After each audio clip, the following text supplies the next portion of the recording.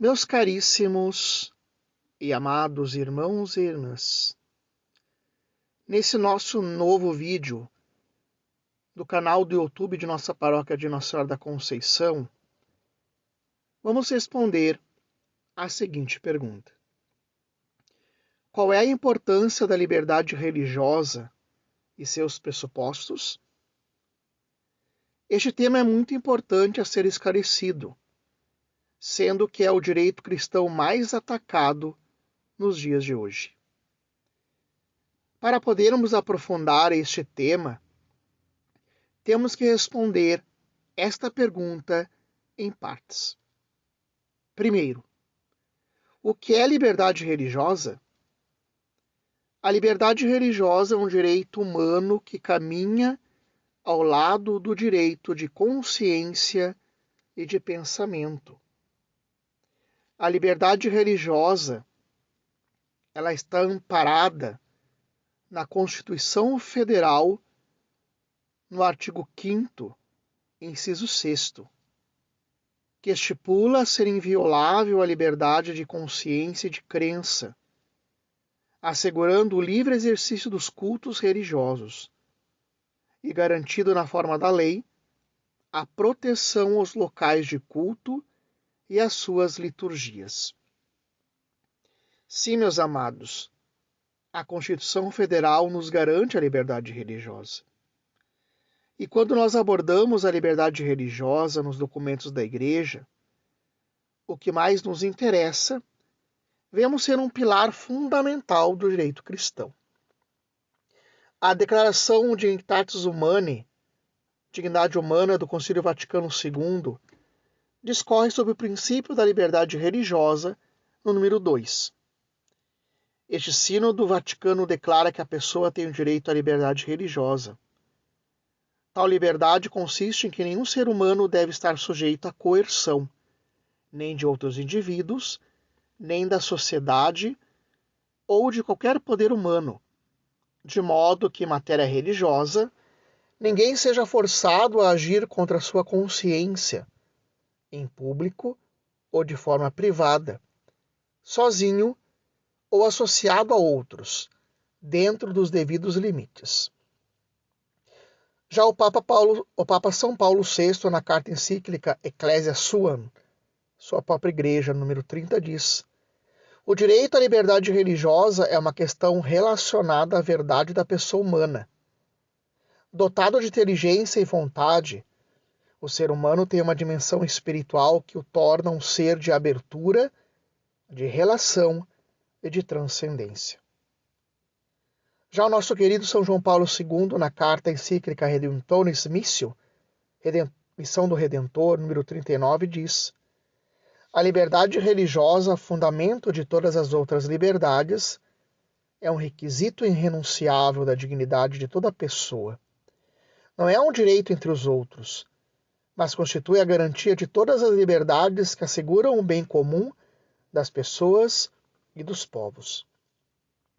Já o nosso grande bastião da nossa fé, o Papa Emérito Bento XVI, na mensagem para o Dia Mundial da Paz de 2011, dizia: é doloroso constatar que em algumas regiões do mundo não é possível professar e exprimir livremente a própria religião, sem pôr em risco a vida e a liberdade pessoal.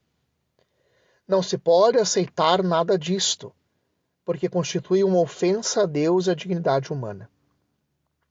Já o nosso Papa atual, o Papa Francisco, na exortação apostólica Evangelho Gaudium, Evangelho da Alegria, número 257, diz: a liberdade religiosa não objetiva preservar uma subcultura, como quereria certo laicismo, mas constitui um presente precioso de Deus para todos, garantia de um direito fundamental de qualquer expressão de liberdade, baluarte contra os totalitarismos e contributo decisivo para a fraternidade humana.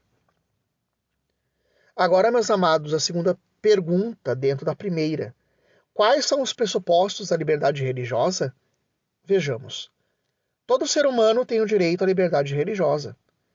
O ser humano tem direito à liberdade religiosa porque está fundada na própria dignidade da pessoa humana, como a palavra revelada que Deus e a própria razão a dão a conhecer. Este direito da pessoa humana à liberdade religiosa, na ordem jurídica da sociedade, deve ser de tal modo reconhecida que se torne um direito civil, reconhecido e amparado pela lei. Segundo o pressuposto, as comunidades religiosas têm o direito de expressar a sua fé. A liberdade ou a imunidade de coação em matéria religiosa, que compete às pessoas tomadas individualmente, também lhes deve ser reconhecida quando atuam em conjunto. Por conseguinte, desde que não se violem as justas exigências da ordem pública, deve-se em justiça a tais comunidades a imunidade que lhes permita regerem-se segundo as suas próprias normas, prestarem culto público a Deus, ajudarem os seus membros no exercício da vida religiosa e sustentarem-nos com o ensino e promoverem, enfim, instituições em que os membros cooperem na orientação da própria vida segundo os seus princípios religiosos. Terceiro pressuposto, a liberdade religiosa na família.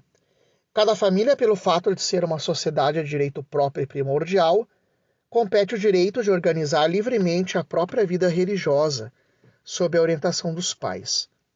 A estes cabe o direito de determinar o método de formação religiosa a dar aos seus filhos, segundo as próprias convicções religiosas, e assim a autoridade civil deve reconhecer aos pais o direito de escolher com verdadeira liberdade as escolhas, as escolas e os outros meios de educação. E o último pressuposto é a promoção da liberdade religiosa. Cabe a qualquer autoridade civil tutelar e promover os direitos humanos invioláveis. Deve, por isso, o poder civil assegurar eficazmente, por meio de leis justas e outros meios convenientes, a tutela da liberdade religiosa de todos os cidadãos e proporcionar condições favoráveis ao desenvolvimento da vida religiosa. Portanto, meus amados, a liberdade religiosa é um dos direitos fundamentais do ser humano e deve ser assegurado pela autoridade civil. O santo espanhol São Nuno de Santa Maria dizia: a maior liberdade que existe é servir a Deus. Sim, servir a Deus na liberdade religiosa. E após responder a esta pergunta, vamos nos preparar para a próxima formação, que será a partir da seguinte pergunta: o que é constelação familiar e o seu perigo para a fé cristã? Portanto, meus amados, curtamos, divulguemos e marquemos o nosso canal para que mais pessoas possam ser alcançadas. Fiquem com Deus. Em nome do Pai, do Filho e do Espírito Santo. Amém.